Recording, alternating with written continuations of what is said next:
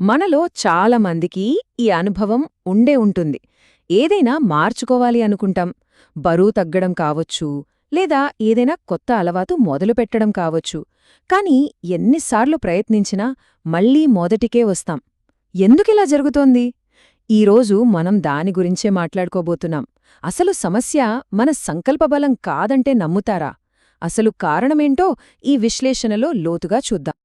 చూడండి, ఈ ఒక్క వాక్యం మనల్ని ఆలోచింపజేస్తుంది కదో. సంకల్పబలం ఒక్క కల్పన. మనమెప్పుడూ మనల్ని మనమే తప్పు పట్టుకుంటాం. నాకే క్రమశిక్షణ లేదు, నాకు మోటివేషన్ సరిపోవట్లేదు అని అనుకుంటాం. కాని అసలు సమస్య అది కాకపోతే, మన మెదడు లోపల మనకు తెలియకుండానే వేరే కథే నడుస్తోంటే? సరే, దీన్ని ఇలా ఊహించుకుందాం. మన మెదడు ఒక పెద్ద ఫ్యాక్టరీ అనుకోండి. ఇప్పుడు ఒక ఫ్యాక్టరీలో కారు తయారు చేయాలంటే స్టీల్, రబ్బర్, గ్లాస్ ఇలాంటి ముడిసరుకు కావాలి కదా. అలాగే మన మెదడు ప్రేరణ, ఏకాగ్రత లాంటివి తయారు చేయడానికి కొన్ని రసాయనాలు కావాలి. ఇప్పుడు చెప్పండి, ఆ ఫ్యాక్టరీకి ముడిసరుకు అందకపోతే ఏమవుతుంది? ప్రొడక్షన్ ఆగిపోతుంది. సేమ్ మన మెదడులో కూడా అంతే. ఈ కెమికల్స్ సరిగ్గా లేకపోతే మన మోటివేషన్ ప్రొడక్షన్ ఆగిపోతుంది. అంటే ఇది మన తప్పు కాదు, ఇదొక మెకానికల్ ప్రాబ్లం. ఓకే, ఇప్పుడు ఈ తయారీ సమస్య అంటే ఏంటో కొంచెం లోతుగా చూద్దాం. అదే మన మెదడులోని కెమిస్ట్రీ. ఇందాక అనుకున్నట్టు మన మెదడు ఒక కెమికల్ ఫ్యాక్టరీ.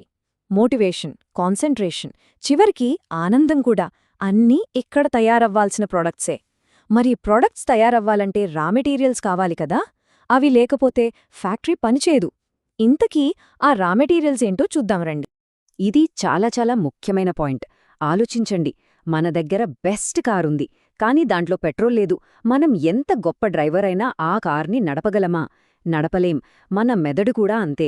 సరైన కెమికల్స్ లేనప్పుడు మనం ఎంత పాజిటివ్గా థింక్ చేసినా, ఎన్ని సెల్ఫ్ హెల్ప్ పుస్తకాలు చదివినా ఏ ప్రయోజనముండదు. ఎందుకంటే ఇది మన సంకల్పశక్తికి సంబంధించిన సమస్యే కాదు, ఇది పూర్తిగా బయోకెమికల్ సమస్య. చూడండి, ఇక్కడే మనం ఒక విష వలయంలో చిక్కుకుంటాం. ఇది ఎలా పనిచేస్తుందో స్టెప్ బై స్టెప్ చూద్దాం. ఫస్ట్, మన బిజీ లైఫ్లో స్ట్రెస్. ఇది కామన్. ఈ ఒత్తిడి ఏం చేస్తుందంటే మన బాడీలో ఉన్న అవసరమైన విటమిన్లు, మినరల్స్ను కాల్చేస్తుంది. పోషకాలు తగ్గిపోగానే బాడీలో ఇన్ఫ్లమేషన్ అంటే వాపు పెరుగుతుంది. దీనివల్ల అసలు సమస్య మొదలవుతుంది. మనం ఎంత మంచి ఫుడ్ తిన్నా ఆ ఇన్ఫ్లమేషన్ వల్ల బాడీ దాన్ని సరిగ్గా గ్రహించలేదు. ఇక చివరికి మన బ్రెయిన్లోని సిగ్నల్స్ అందుకునే రిసెప్టర్లు దెబ్బతింటాయి. అంతే, ఇక మనం ఎంత ప్రయత్నించినా ఈ సైకిల్లోనే తిరుగుతూ ఉంటాం. సరే, మరి మన మెదడులో ఈ కెమికల్ డ్రామాకి కారణమైన ముగ్గురు మెయిన్ క్యారెక్టర్స్ గురించి మాట్లాడుకుందాం. వాళ్లే డోపమీన్, సెరోటోనిన్ మరియు నారెపినెఫ్రిన్. మన ప్రవర్తనను, మన మూడ్ను, చివరికి మన యాక్షన్స్ను కంట్రోల్ చేసేది ఈ ముగ్గురే. మొదటగా డోపమైన్.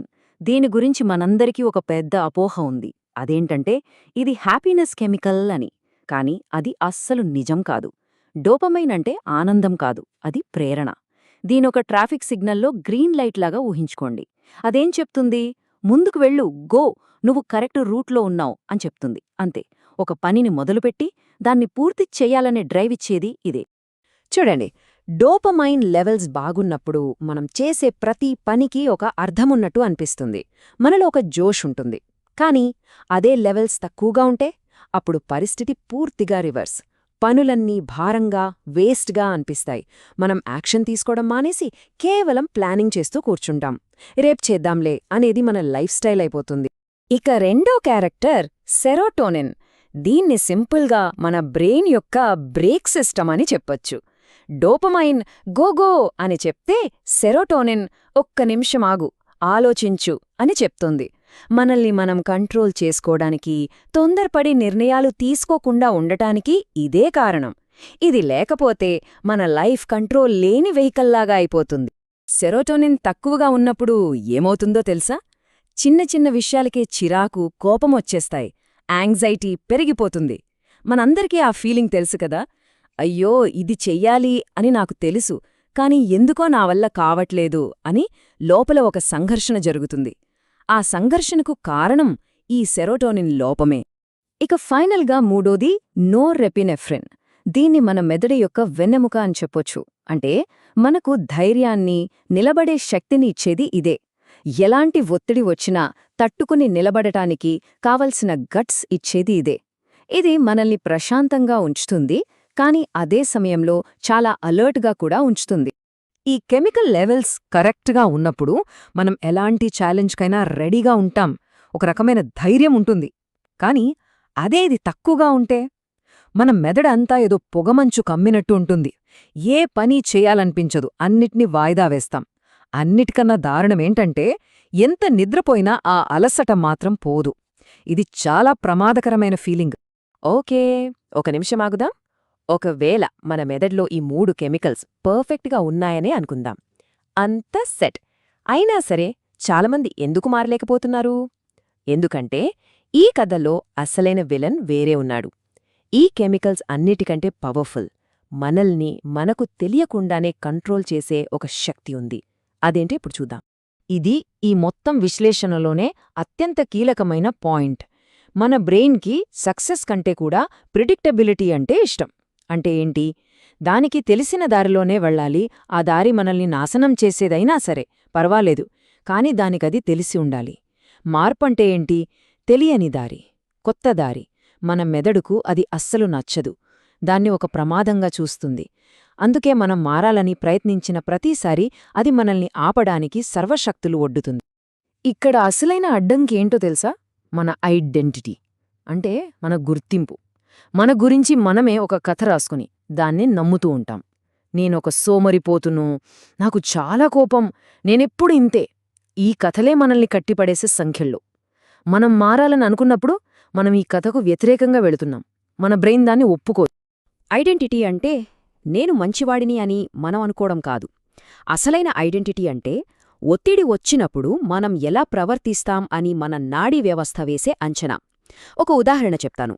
నాకు స్ట్రెస్ వచ్చినప్పుడు ఎక్కువగా తినేస్తాను అనేది మన ఐడెంటిటీలో ఒక భాగమనుకోండి. అప్పుడు మనకు స్ట్రెస్ వచ్చిన ప్రతిసారి మన బ్రెయిన్ మనల్ని తినేలా చేస్తుంది. ఎందుకంటే అది తన అంచనాని నిజం చేసుకోవాలి. సో అసలు సమస్య ఇక్కడే ఉంది. మన మెదడుకి ఒక్కటే రూల్, నంబర్ 1 రూల్: ఈ కథను ఎట్టి పరిస్థితిలోనూ మార్చొద్దు. మనం మారాలని ప్రయత్నించినప్పుడు ఈ రూల్ని బ్రేక్ చేస్తున్నాం. మన బ్రెయిన్ దీన్ని ఒక పెద్ద థ్రెట్గా చూస్తుంది. అందుకే మనల్ని మనమే దెబ్బతీసుకునేలా చేస్తుంది. దాన్నే మనం సెల్ఫ్ సాబొటేజ్ అంటాం. సరే, ఇప్పటిదాకా సమస్య ఏంటో అర్థం చేసుకున్నాం. మరి దీనికి సొల్యూషన్ ఏంటి? ఇది ఒక 2 స్టెప్ ప్రాసెస్. ఫస్ట్ స్టెప్, మనల్ని వెనక్కి లాగుతున్న ఆ పాత కథని, ఆ పాత ఐడెంటిటీని నాశనం చెయ్యాలి. సెకండ్ స్టెప్, మన ప్రవర్తనను మార్చడం ద్వారా మన బ్రెయిన్ కెమిస్ట్రీని సరిచెయ్యాలి. ఇది ఎలా చెయ్యాలో చూద్దాం. మొదటి దశ, ఆ పాత ఐడెంటిటీని నాశనం చేయడం. దీనికి కొన్ని హార్డ్కోర్ పద్ధతులు అవసరం. ముందుగా నేను ట్రై చేస్తున్నాను అని చెప్పడం ఆపేయండి. దానికి బదులుగా మీ పాత అలవాటు పట్ల మీకు మీరే అసహ్యం పెంచుకోండి. మీతో మీరు ఇలా చెప్పుకోండి: ఈ ప్రవర్తన నా స్థాయికి తగదు, ఆ వర్షన్ నాకు సెట్ అవ్వదు. మీ పాత అలవాట్లు మీకు చాలా ఇబ్బందికరంగా, ఎవరో పరాయివాళ్లలా అనిపించాలి. అదే మన లక్ష్యం. ఇక రెండవ దశ, మన ప్రవర్తనతో మన బ్రెయిన్ కెమిస్ట్రీని ఫిక్స్ చేయడం. ఇది చాలా సింపుల్. ఉదాహరణకు, మీకు ఏ పని చెయ్యాలనిపించట్లేదు, మోటివేషన్ లేదు అనుకోండి. అంటే అది డోపమైన్ సమస్య. పరిష్కారమేంటంటే, మీరు చెయ్యాల్సిన పనిని ఎంత చిన్నగా వీలైతే అంత చిన్నగా చేసి దాన్ని పూర్తి చేయండి. ఆ చిన్న విజయం మీకు డోపమైన్ కిక్కిస్తుంది.